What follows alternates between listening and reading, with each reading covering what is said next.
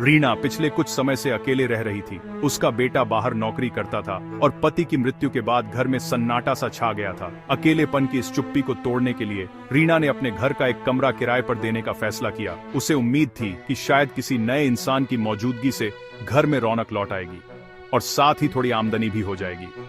किराए से मिलने वाली रकम से रीना को अपने खर्चे पूरे करने में आसानी हो जाती, लेकिन उसके लिए यह सिर्फ पैसों का मामला नहीं था। वह चाहती थी कि घर में कोई हो जिससे कभी कभी बातें की जा सके, चाय पीते हुए किसी की मौजूदगी महसूस हो। कुछ दिनों बाद अर्जित नाम का एक युवक कमरा देखने आया। पहली मुलाकात में ही वह सीधा सादा और शांत स्वभाव का लगा। उसके चेहरे पर एक हल्की मुस्कान थी और उसकी आंखों में झिझक भी। रीना को लगा यह लड़का भरोसेमंद है। अर्जित का व्यवहार बहुत सधा हुआ था। वह रोज सुबह जल्दी निकल जाता, मानो कोई जरूरी जिम्मेदारी हो। उसके जाने के बाद घर में फिर वही पुरानी खामोशी लौट आती। देर शाम लौटता, थका हारा सा दिखता और कम बोलता। वह अपने कमरे में ही रहता, बाहर बहुत कम आता जाता। रीना को उसका यह स्वभाव पसंद आया। उसे लगा अर्जित उसकी सीमाओं का सम्मान करता है और घर के नियमों का पालन करता है। शुरू के कुछ हफ्ते आराम से बीते। दोनों के बीच कोई परेशानी नहीं हुई। घर में एक नई लय आ गई थी। दोनों अपने अपने काम में व्यस्त रहते, लेकिन एक दूसरे की मौजूदगी को महसूस करते। दोनों के बीच एक अनकहा रिश्ता बन गया था। सम्मान, लेकिन दूरी भी थी। कभी कभी चाय पर हल्की फुल्की बातें हो जाती, लेकिन दोनों अपनी सीमाओं में रहते। लेकिन कुछ हफ्तों बाद रीना को अर्जित के व्यवहार में बदलाव महसूस होने लगा। अब वह देर रात तक जागता। उसके कमरे से कभी कभी धीमी फुसफुसाहटें सुनाई देती। रीना को यह सब थोड़ा अजीब लगने लगा। कई बार वह बालकनी में घंटों खड़ा रहता, आसमान की ओर देखता, जैसे किसी गहरी सोच में डूबा हो। उसकी आंखों में एक बेचैनी सी झलकने लगी थी। रीना ने सोचा शायद काम का तनाव होगा या कोई निजी परेशानी। उसने खुद को समझाया कि हर किसी की जिंदगी में उतार चढ़ाव आते हैं। उसने इन बातों को नजरअंदाज करने की कोशिश की, खुद को व्यस्त रखने लगी, लेकिन मन में हल्की सी चिंता घर कर गई थी। अब अर्जित की आंखों में एक गहराई और रहस्य दिखने लगा था, जैसे वह कुछ छुपा रहा हो। उसकी मुस्कान में भी अब पहले जैसी मासूमियत नहीं थी। जब भी रीना उससे बात करती, अर्जित की नजरें अक्सर कहीं और भटकती। वह जवाब तो देता, लेकिन उसकी बातों में अब दूरी और झिझक बढ़ गई थी। रीना को लगने लगा कि इस साधारण से दिखने वाले लड़के के पीछे कोई गहरी कहानी छुपी है। वह सोचने लगी, क्या अर्जित सच में वैसा ही है जैसा वह दिखता है? यह एहसास रीना की रातों की नींद उड़ाने लगा था। अब उसके मन में सवाल उठने लगे थे, क्या उसने सही फैसला किया या उसके घर में कोई अनजाना रहस्य दस्तक दे चुका है? एक रविवार की सुबह थी, जब पूरा शहर जैसे गहरी नींद में डूबा था।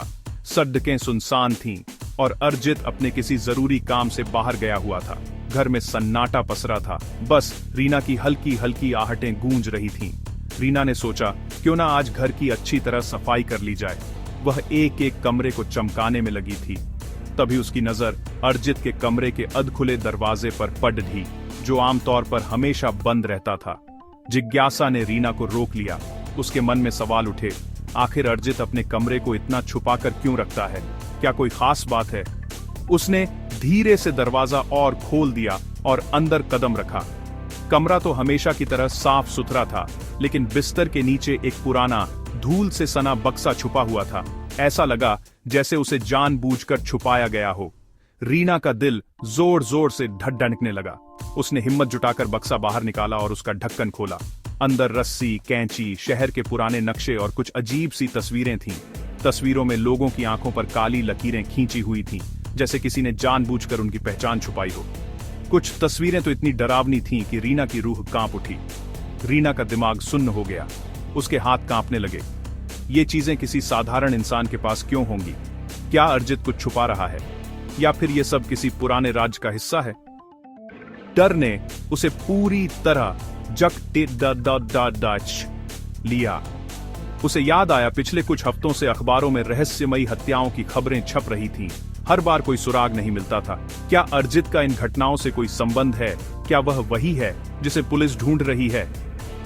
रीना ने घबराकर बक्सा वापस बिस्तर के नीचे रख दिया और जल्दी से कमरे से बाहर निकल गई।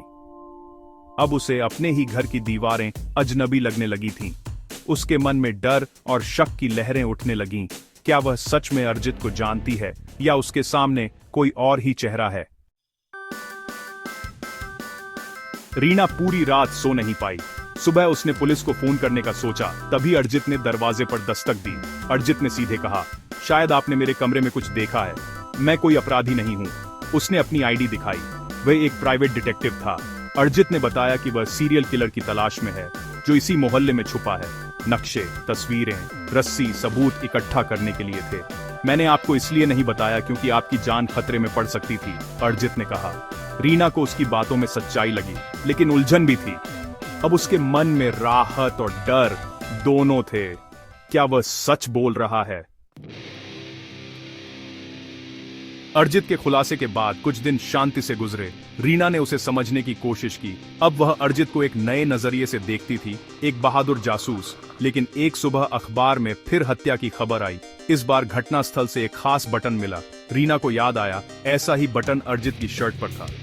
उसने जाकर देखा, वाकई बटन गायब था। रीना का शक गहरा गया। क्या अर्जित ने झूठ बोला था?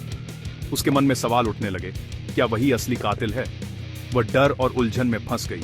अब भरोसा टूट चुका था। शाम को अर्जित घर लौटा तो रीना उससे नजरें नहीं मिला पाई। डर उसके चेहरे पर साफ था। रीना के लिए हर दिन अब इम्तिहान बन गया था।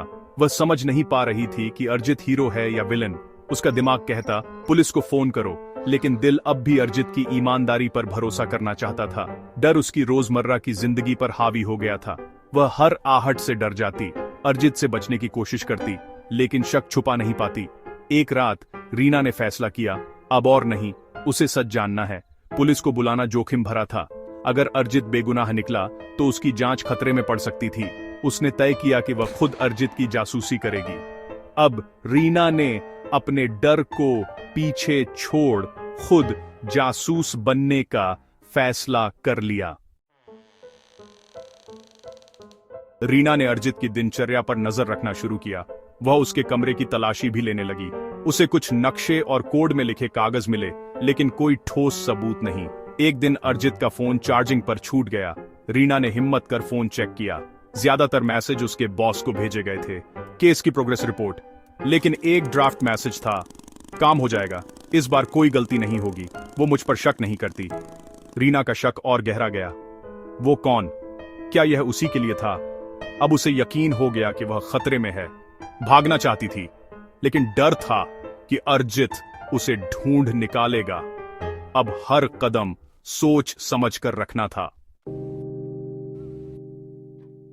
उस रात रीना ने सोने का नाटक किया, लेकिन उसकी नींद उड़ चुकी थी। आधी रात को उसने सुना, अर्जित दबे पांव घर से बाहर निकला। रीना ने भी हिम्मत की और अर्जित का पीछा किया। अर्जित एक वीरान फैक्ट्री के पास रुका, जहां एक और आदमी उसका इंतजार कर रहा था। रीना छिपकर उनकी बातें सुनने लगी। सबूत खत्म कर दो, अगला नंबर। ये शब्द सुनकर रीना का खून जम गया। उस आदमी ने अर्जित को एक पैकेट दिया। उस औरत का क्या? वो मुझ पर पूरा भरोसा करती है, कोई खतरा नहीं। रीना को यकीन नहीं हुआ। जिस पर उसने भरोसा किया वही उसे मोहरा समझ रहा था। डर ने उसे पूरी तरह जकड़ लिया। रीना कांपते हुए घर लौटी। उसने पुलिस को फोन करने की सोची, तभी बाहर से जोरदार आवाजें आईं। किसी ने दरवाजा तोड़ने की कोशिश की। रीना बिस्तर के नीचे छिप गई। बाहर अर्जित की आवाज आई, तुम यहां क्या कर रहे हो? फिर किसी और की भारी आवाज, खेल खत्म, डिटेक्टिव। लड़ाई की आवाजें आईं। फिर अचानक सब शांत हो गया। कुछ देर बाद अर्जित ने दरवाजा खोला। रीना जी, आप ठीक हैं? बाहर आइए। वो पकड़ा गया। रीना बाहर निकली। लिविंग रूम में फर्नीचर बिखरा था और एक आदमी हथकड़ी में पड़ा था। वह आदमी मोहल्ले के शर्मा जी थे, सबसे शरीफ माने जाते थे। अर्जित ने कहा, यह है असली कातिल, मैं महीनों से इसके पीछे था। पुलिस आई और शर्मा जी को गिरफ्तार कर ले गई। मोहल्ले में सनसनी फैल गई थी। लोग हैरान थे कि जो इंसान हमेशा शांत और सभ्य दिखता था, उसके भीतर इतनी खतरनाक सच्चाई छुपी थी। पुलिस की गाड़ियों की आवाज, पड़ोसियों की फुसफुसाहटें और शर्मा जी की झुकी हुई नजरें, ये सब मिलकर उस शाम को हमेशा के लिए बदल गईं। अर्जित ने बताया कि शर्मा जी ही असली सीरियल किलर थे। उसने सबूतों की कड़ियां जोड़कर पुलिस को सच्चाई तक पहुंचाया। अर्जित की सूझबूझ और हिम्मत के बिना शायद ये राज कभी सामने नहीं आता। बटन शर्मा जी की शर्ट का था, जो सबूत के तौर पर अर्जित के पास आया था। यही बटन पूरे केस की कड़ी बन गया, जिसने शक को यकीन में बदल दिया। पुलिस ने उस बटन को फॉरेंसिक जांच के लिए भेजा और रिपोर्ट ने सब कुछ साफ कर दिया। फैक्ट्री में अर्जित अपने बॉस से मिल रहा था, जो पुलिस अफसर था।